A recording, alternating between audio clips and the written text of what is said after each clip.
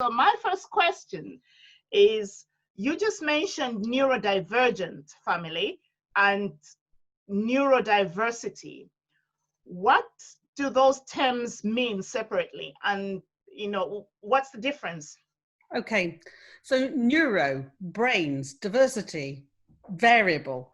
So all of us have got different brains, different connections, tens of thousands, hundreds of thousands of different neural connections in our brains, which are all wired differently, wonderfully different.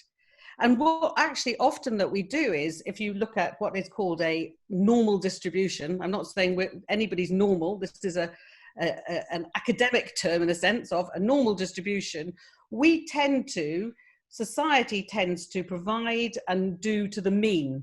That means in the middle. So we do the things that work mostly for 60, 70% of the population, because that's the easy route, okay? So neurodiversity means everyone. Neurodivergence means some people who have different framings, clustering of challenges and strengths. And we talk about some conditions associated with neurodivergence. So a person is neurodivergent, we are all neurodiverse. Neurodivergence with some conditions like dyslexia, like dyspraxia or developmental coordination disorder, like ADHD or autism spectrum conditions. So, and there would be some specific characteristics that we've then called that a condition, or till relatively recently, a disorder. Some of those terminologies loaded as well with meaning. Very, very loaded with a lot.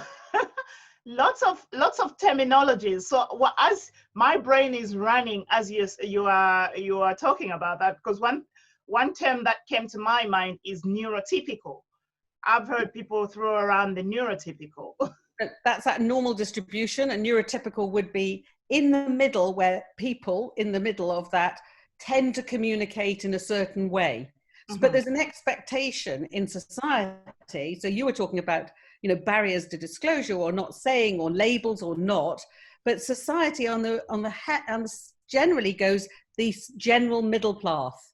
So we go through the middle because it's just easier, and we go, okay, if we're getting to 60% of the population, that's okay. But actually it's not, because we're not getting to 40% of the population. Yeah. So generally we communicate in the neurotypical bit, in that bump in the middle. We generally communicate like we're doing now, with speaking and listening and hearing, but not everybody does. And I think that's the bit about enhancing neurodiversity, is recognizing that we as a society communicate in a variety of ways, and there's not one right way and there's not one wrong way either.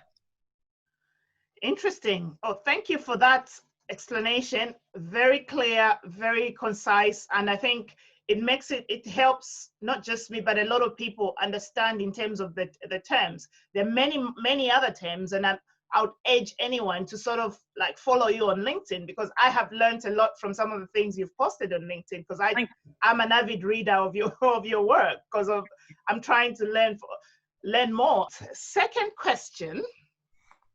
What are your thoughts about someone who is in a leadership position, or aspiring to be in one, when it comes to declaring that they have one of these neurodivergent conditions? That's a big question. But it's a really important question. So the first thing is the term disclosure, right? Disclosure is about almost like sharing secrets, revealing something about yourself. Now, ideally, we don't need to reveal things about ourselves if we don't want to. The problem being, this is a two-way street. Who you reveal to depends on their understanding around neurodiversity and neurodivergence. So it can be great, and actually in leadership positions, it can be brilliant to have somebody saying, I'm dyslexic, this is me, but I come with all these talents, and I'm dyslexic, and that's part of who I am with my talents, or I have ADHD, or I have autism, I'm autistic.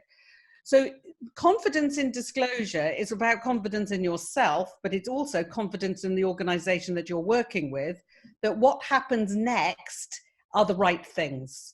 And that is around integrated awareness, that there is a process, and that you're standing there and saying, I'm going to make sure that if I can disclose, everybody else can share this, and the response for them is going to be as positive as it's going to be for myself. So you also have a responsibility in a leadership position as well. Now, what actually happens when I'm talking to some leaders is some of that doesn't happen. So people's understanding, oh, I didn't know you were autistic. You don't look autistic. Or, yeah, oh, my son's autistic. You're nothing like him, you know. And those chance comments can be damaging. Yeah. So I think that it's wonderful, and in good leadership, it starts at the top and says, this is what we want. This is our values, our culture, our attitude in our organization. And then your responsibility is to make sure there are systems in place, awareness and training, that it's fair and accessible for everybody. That is so key in terms of realizing the disclosure aspect of it. And it's one of those situations, like you say, when somebody says, this is my conditions, and then people will start referring to other people they know. Or in cases of things like dyslexia, which are sort of like less visible. For instance, when I say to somebody, oh, you know, I've got dyslexia. Oh, yeah, I have it too. There you go. So that's exactly that, which is, oh, my child's got it. They've got reading problems and they did this and it was fine. Or that's a really important thing, that framing, first of all, neurodiversity is all of us.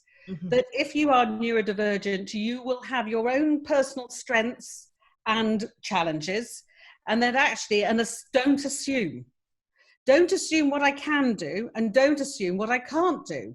And as a leader, one of the key things for you is to say, ask me about myself. And that is the same phrase for anybody. That's the same phrase if somebody's revealing they are LGBTQ, you know, or they've got asthma, or they've got it. It's actually, first of all, it's up to you what you decide to reveal. But at the same time, each one of us has got a different life, a different context, a different job. So ask me, don't assume. I think that's very, very important. As a leader, when you disclose, do not expect that just because you have talked about your situation, all your staff should now talk about their situations, because we all walk very different journeys. We do. I think that's a really important, that it is, we shouldn't think, so I said disclosure is about revealing. And for some people, actually, you have to feel that that's safe to do so. And if we are going to think about a sort of universal design, which says get it right for everybody, then nobody needs to disclose, because the situation is fine. If spell checkers are on everything, and text to speech and speech to text is everywhere, and your communication forms are thinking to be globally appropriate, you look at readability, we do closed captioning, we do as much as we can to try and be as accessible, then why do you need to disclose? Because actually, each one of us is neurodiverse. And it means that we only need to tell about the bits we want to.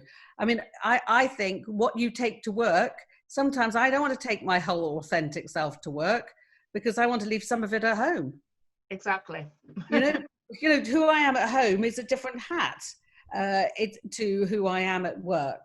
When I'm a grandma, I want to be a grandma, but I don't want to roll around the floor at work, but I'm happy to do so and play games in a different silly way with my grandchildren.